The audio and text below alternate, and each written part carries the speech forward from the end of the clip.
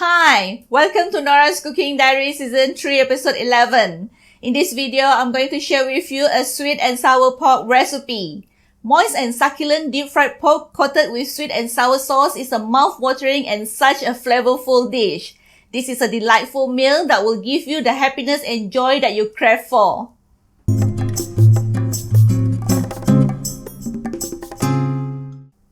This classic Chinese all-time favorite is no stranger to anyone who loves Chinese food.